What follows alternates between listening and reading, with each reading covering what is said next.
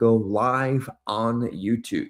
So there we are. We're live on YouTube. We are on Free Conference Call HD. And today, in 35 minutes or less, we are going to set ourselves up for 2026. I'm going to write it somewhere in the notes. I'm going to say it at some other time as well. But it's kind of ironic that most people talk about goal setting and getting started and New Year's resolutions after the year's already begun. What we've done the last several years is first used annual enrollment to push through what tends to be a slow time of year for pure final expense sales, at least for the agents, not for the people.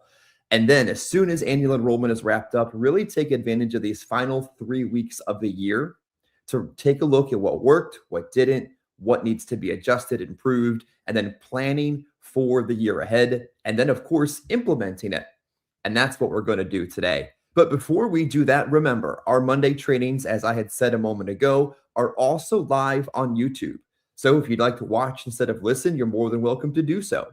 If you'd like to rewatch, go over to the YouTube channel. It will appear there right now, and as well as last week and the week before that. And when you're there watching on YouTube, hit the little button that says like or drop a comment so that YouTube sees that other people are watching and shows it to other people. Also, quick note this morning, as I announced on Friday and posted in the chat again this morning, we are running an in-house Christmas bonus. So any of the agents that are writing business in-house with our agency that were on the Friday call, and on that Friday call, they publicly set a goal. Whatever that number was, the minimum had to be 5,000. We had goals called out as high as 10, somewhere in the middle, and then quite a few fives, which is perfectly fine. How does this incentive work? As you know, you just have to write that goal. Pretty simple. You said you're going to write 5 and you write it. You're on the calls. You're part of the group. You're committed to finishing the year the way you've worked it. That's a part of it. And then on December 23rd and the close of business that evening, you submit a list of who you wrote it with, annual premium, all that basic stuff.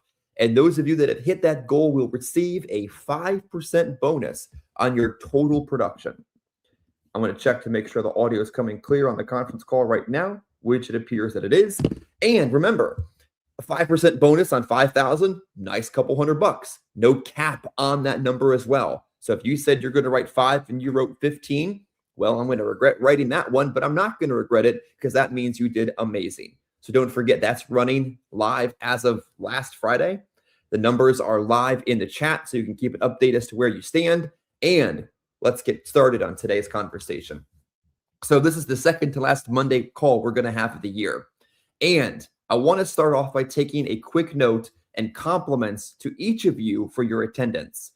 Almost every morning, we've had individuals from across the country that listen into our call, but you never hear anything from. Interesting, right? They're on the call, they're around, they're taking part in the training, and it's open to everybody. Almost every morning, we have recruits that are listening in to what we're doing and deciding if this is for them or if it isn't. Also okay. Almost every morning, we have the occasional name drop in that you see from time to time that wants to pick up a little tips and tricks along the way. And almost every morning, even this time of year, I want to be extra grateful because our core agent partners are still here. They're dialed in and they make up the fabric of what we are. And this Monday, just like the prior 2 Mondays before that, as we broadcast today's training live across YouTube, no longer on Facebook because Facebook just doesn't like the videos, doesn't want video content in their spot. Don't worry, it has nothing to do with what we're talking about today. We're taking the training in a spot where you can watch it more often. And guess what happened since we did that? Well, if you haven't noticed, last week's training where Tom Dixon, Don Wilson, and I was somewhere in the middle of that, had a great conversation with you who listened in and watched. That video had over 4,000 views on YouTube.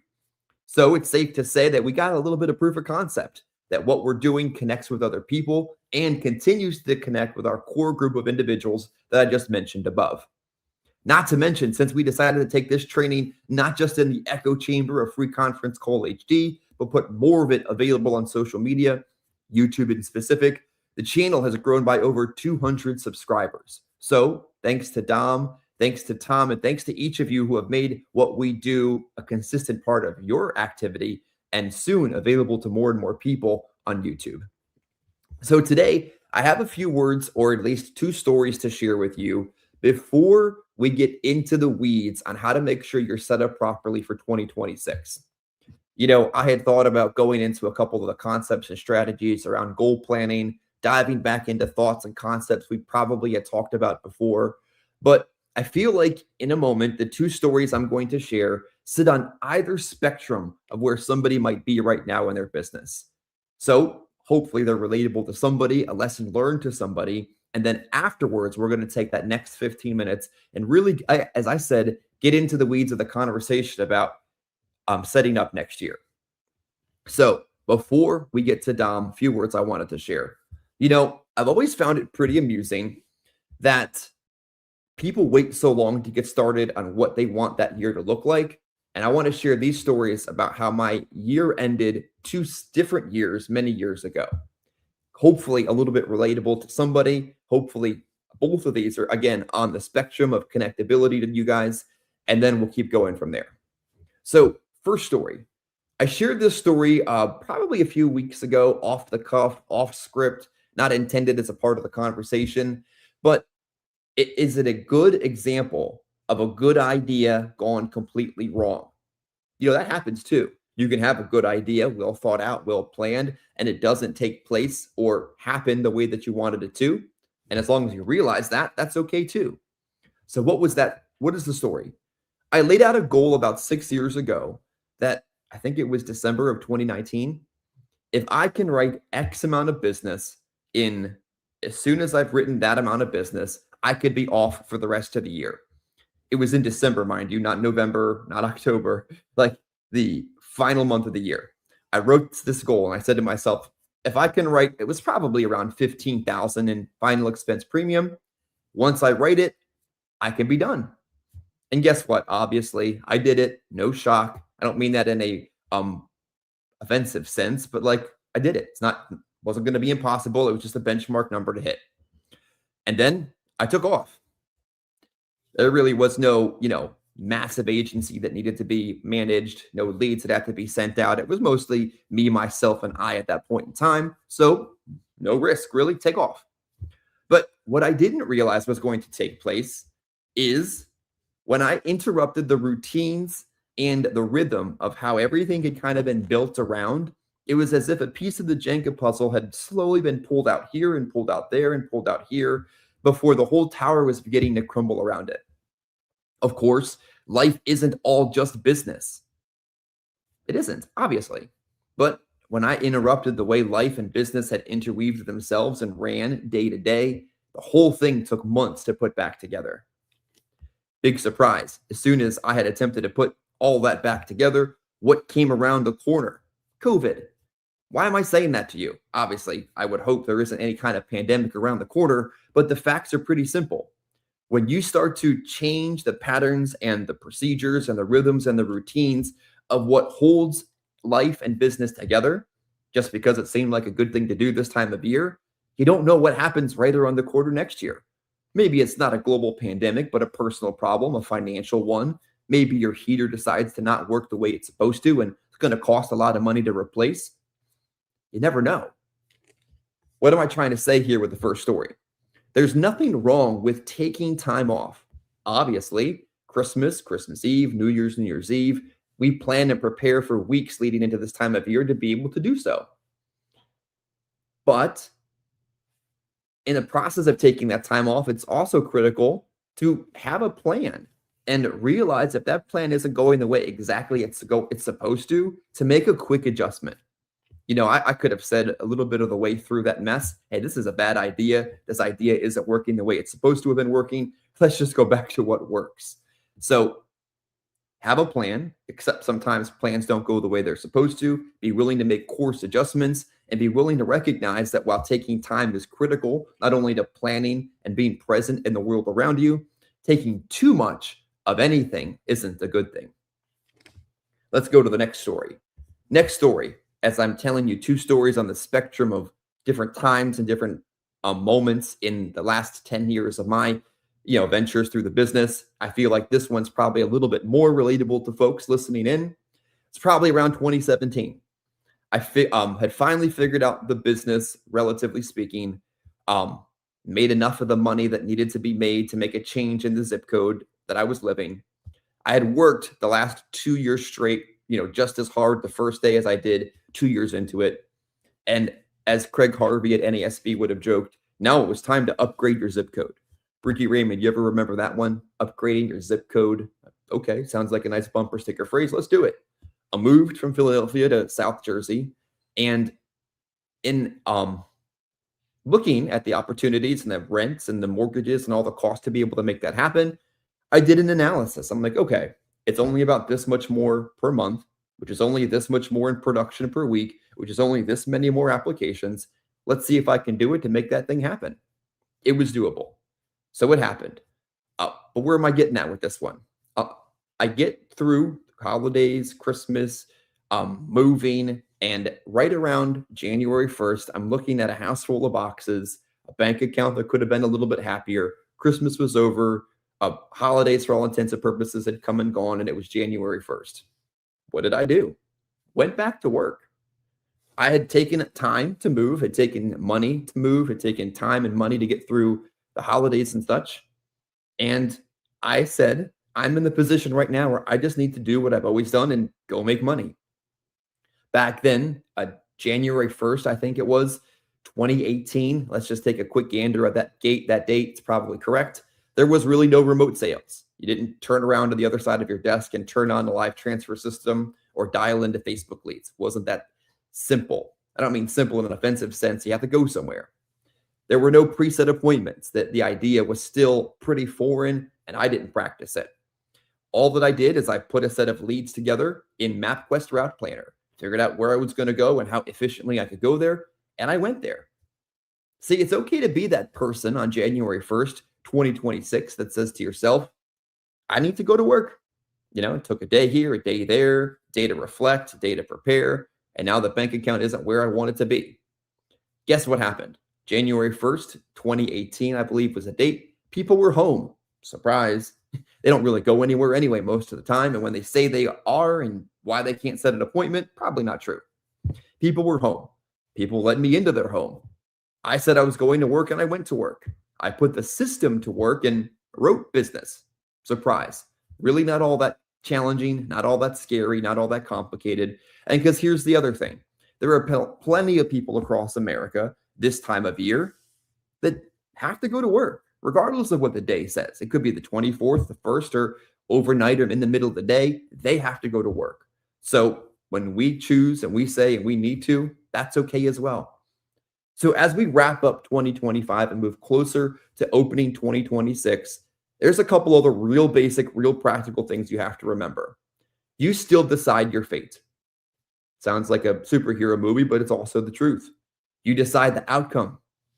You decide with your actions, your attitude, and your activity what the results are going to be. When you go into the homes or you pick up the phone today, pursuing the 5% bonus on your overall production, remember, anything that you're writing today is production that counts for January anyway. You're almost operating in 2026 as it is. Any production that you're writing today and they say to you they can't pay it today, that's okay. There is no holiday objection that's valid anymore. Anyone that you're sitting with or speaking to today that says they're too busy isn't going to be any less or more busier in 30 days. It's all a smokescreen and it's all always been one. Anyone that you're sitting with and speaking with today, tomorrow, and over the course of the next week is absolutely an opportunity for you to boost your income. You need to make sure you figure out which carriers pay you the quickest. And even then, remembering that if you draft a premium today, it doesn't matter. They're all going to pay quick. And last but not least, I want to start our transition over to speaking with Dom with this idea. When all the production is done, all the sales have finished, all the doors have been knocked, all the sales have been run, you have an opportunity to take a look at some things that we're going to discuss over the next couple minutes. And they're things like this. What are some bad habits that you've developed this year that can be broken? Think about it. Like, you have an opportunity over the course of a strategic pause in your production to figure out what habits can be broken or rebuilt. What are some of the biggest accomplishments you've made this year? That's worthy of note. That's something to celebrate. I remember years and years ago, back in the era of paper applications, thinking to myself, why do I have all these chargebacks? I'm frustrated. I'm angry.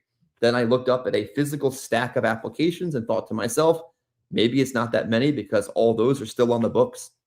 We don't get the benefit of that visual impression of what we're doing. But I want you to ask yourself, what are some of the biggest accomplishments? A big accomplishment could be just simply, I didn't quit, or I just simply started. That's okay. As you're looking and you're reviewing and you're thinking, and we might dive into these a little bit further, maybe this is just a preview of things to come in today's conversation. But what are some things that you're doing right now that you can delegate to somebody else? What time can you open up in your life by giving that task to somebody else to do? What is something that you're doing that you can double down on or recognize that if you just did this thing more, it would allow you to scale your business? And the last point I'm going to share with you before bringing Dom on camera and continuing forward with today's conversation is this. You don't have to look at the entirety of 2026 this month and say, this is all the things that are going to happen and all the things I'm going to make happen and all the reasons why and all the reasons how. Realistically, you can't. It would be like saying to yourself, I want to write 200,000 next year and not realizing 200,000 is a certain amount each quarter, each month, each week, each day. So where am I saying with this one? Where am I going?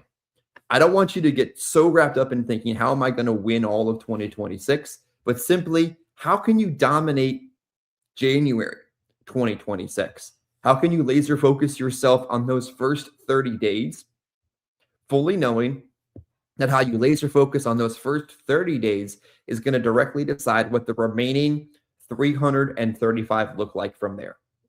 So next up in today's conversation is none other than Dom Wilson, who is live on StreamYard, available on YouTube, and OG Free Conference Call HD. Dom, say hi and let me know that we can hear you.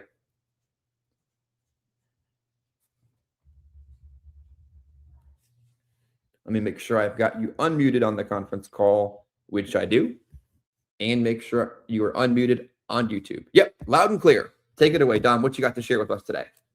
Hey, so I know you had specifically had a few things that you wanted to ask, so I wanted to make sure I got it. So if I glance away, it's just because I'm looking at the questions and then what the thoughts I had on it. You talked about SMART goals. That was like the first thing. I've actually already started 2026 goal planning. That is something I've had the luxury to do this year because I'm closing out the year strong. When you're not closing out the year strong, you're not thinking about next year. You're thinking like, how do I get through this week, right? How do I get through Christmas, and how do I make sure whatever bills need to be paid, and then that beginning of January. So you end up, what my traditional experience is, you end up behind the eight ball. But SMART goals, when you set your goals, you want them to be smart, measurable, achievable, relevant, time bound. I learned that back in my corporate, right? And a lot of folks carry those things that they learn over. The biggest one for me is not setting goals that cannot be broken down into an exact production number. If I can't say, okay, this is roughly how many hours I'm actually going to have, not saying like, okay, this is my year, I'm going to work 60 hours every week. Like, if you've been doing 25 hours, are you going to realistically go from 25 to 60? Like, you got to be honest with yourself. But you got to break it down into an actual production number that you can say, okay, if I do this very attainable goal every week, once you realize what that production number is, then you have to sit down and go, okay, how many leads do I have to do? Like, get for that? Do I have enough people to see? Not beating the same leads up over and over. I am a believer, and you will talk to many people in this business, that the easiest way to hit your production numbers is to have more leads than you need. To have so many people, you literally can't get to them all. I know it's a little bit different for direct mail, but I know in digital, if I've got more leads than I need, I'll get call-ins. I'll get people who text me or call me and are like, hey, or they'll reply on Facebook and be like, hey, they submitted a form and they're messaging me like, hey, I need this coverage by this. I'm trying to get my mom covered. Hey, what's going on? That was my yesterday. That was Sunday. So more leads than you need, know your production number, and then you need to figure out how much activity you need. The only way to know that is to know how much activity on average does it take for you to close a sale. If you know that, then you should be able to hit whatever your goals are production-wise for next year. Now, if you've got other goals, fitness goals, or I'm going to eat this, you got to talk to somebody else about those goals. So Next was what bad habits need to be broken. I know for me, next year is all about discipline. It's about doing exactly what I say I'm going to do. My biggest fault is that I say I'm going to do something and then I don't do it. I'm a master procrastinator. So for me, it's just about saying if I'm going to do something, I'm 100% going to do it. I know for a lot of agents, a big one is activity. They're not working. They'll blame it on the leads. They'll blame it on this. They'll blame it on that. But they're not working and they're not improving their skill set. Like, why do you not know your products? Why do you not know these things? If you got 3 carriers, 4 carriers, you should know them inside and out, right? If you just spent 1 week studying that specific carrier, then you would know it inside and out. You wouldn't have any issues in underwriting or with new business being issued or what happens on the back end, knowing when the client's going to get the policy. So I would say bad habits that need to be broken are putting in that study time. For me, it's going to be discipline. I can just speak about me. Biggest accomplishments, I'm assuming you mean of like 2026 or 2025. Biggest accomplishments this year for me, I've mentioned it before, but I'll state it again, was getting Medicare. I didn't do as much as I wanted to with the Medicare. It just was a lot going on. But getting my Medicare certifications done, actually getting a real Medicare policy enforced so I could feel what that process is like was fantastic. We had a baby. We didn't get evicted. We didn't starve. We didn't, every bill was paid, right? I dare say with no late fees of any sort. So that was fantastic because I definitely had a fair amount of time off doing that. And then I would also say we bought a new car. Not a brag or anything. We bought a Tesla. That's a car I've wanted for a very long time. It was used, right? So, still thinking with the financial brain. But yeah, those I would say are my 3 biggest. And then consistently depositing, because everybody talks about submitted numbers or issue paid and all this stuff. But the biggest thing for me this year was actually I would say depositing for the latter half of this year easily over 10K a month, right? There were months it went up. I also had months it was over 20. There were months it was like 12, right? So it varied wildly in there, and I'm going to even that out this year. But those are I would say my biggest accomplishments. Really knowing my products, starting to really feel like an expert in the final expense portion. And now that I've kind of got that down, I can expand it out to the simplified issue term products and become an expert in that. And then maybe some IUL, right? Just slowly but surely mastering each and every product. So, any questions for me, Chris? I know I'm just kind of rambling. Yeah, I want to kind of run on a couple thoughts I had over the process of what you wanted to share, because anytime we're talking to more than 2 people, there's going to be people on the spectrum, brand new to the business, people that are somewhere in the middle that are like, I don't know if this is for me. This is terrible. I don't know why I'm doing this. People that are like, oh, I know this. Like, there's a whole spectrum of everyone we speak to, and it's fun to have those kind of conversations. I think there's some people that need to take advantage of this time of year as an opportunity for course correction. Not necessarily like they were doing anything wrong, but they need to kind of veer in the right direction to get closer to where they're trying to go. Airplanes make course corrections all the time. I'm not a pilot, but it isn't that they were going to the wrong airport. They just kind of drifted a little bit to the wrong direction. And you've had times and seasons of your career where things have been going great, going average, going terrible, and you've made course corrections. Is there something that you can suggest to somebody listening in today or watching this tomorrow or in 10 years that are strategic, helpful, minor course corrections for improvement, not like totally abandoning what they're trying to do to get where they're trying to go? Sure. It's a sales business, so I'll tend to focus on that. This business is stages. If you've ever worked in any type of sales job, they'll talk about it like a CRM, but everything is a stage. So if you're not hitting the numbers you want, people tend to focus on, okay, I got to get more sales. Well, how do you get more sales, right? So for me, a big or minor course correction was to just say, okay, I'm going to focus on this one thing. Do I have enough people to talk to? Okay, like that's it. Do I have enough people to talk to? And I didn't. I realized very early on that I did not. I have stood downtown of the city I used to live in and had a clipboard, and I was asking people to fill out a survey so I could get their info, right, a financial survey, and then try to sell them life insurance. Terrible marketing strategy, for the record. I'm just letting you know, terrible. But yeah, so I didn't have enough people to talk to. Okay, found some leads, right? Got enough people to talk to. Great. am I getting enough contacts with those people? That's the next thing. If you have the people or the potential people, but you're not getting enough people, then you need to figure that part out. Whether you're in the field, right? Are you doing enough door knocks? Are you do you need a virtual appointment setter to set appointments for you? Right? Figure that out. If you're on the phone, okay. If you're getting a lot of voicemails and spam or whatever screenings, right? You need to figure that out. Is it going to be local presence dialing with Kixie? Is it going to be branded calls, right? Where you actually go get an LLC and have your name show up when you call on the phone. So you have to get people on the phone. Then next, I would say, if you're getting people on the phone, how far are you getting in the call? Are you getting an actual presentation done? Or if you're in the field, are you getting a presentation, right? If you're not, then you need to work on that. You need to work on that first 30, 60, 90 seconds. Work on what's happening at the door, right? You got to work on that part. But, a presentation doesn't have to be this long 30, 40-minute process. Are you getting in, telling them what you do, figuring out what their big problem is, like why you're there, and then getting a quote to them, getting a real number in front of them. You've said it before, but it's I would say it stands true. Any objection you get before you get a price quote is just smoke, right? It's just Sawazi, Uzi, it's mirrors. So, and then if you're getting that, are you getting into applications? A presentation and a quote does not directly equate to a sale. Now you have to get them to agree to apply. And there are some small things you do to get them to apply. If you're hanging with me so far, that is opportunities or leads, contacts, then presentations / quotes. Now we're at applications. Now, once you're in applications, now we can talk about sales. And then after sales, there's closes, right? Actual, like this was placed in force, because you'll be surprised how many people submit an application and that's it. They think that, oh, I'm getting paid. And it's like, that didn't even get approved. Or it went from that to return a premium, and the carrier you use needs an endorsement. They need an email back. They need something to hear so they can issue that policy.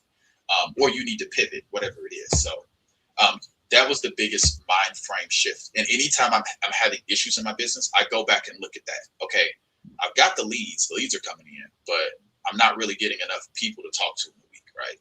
Oh, my numbers are spam or whatever's going on, right? So you got to really think about it in those stages. And if you keep that top of mind, then I won't say you'll never have issues, but you'll have less issues than most.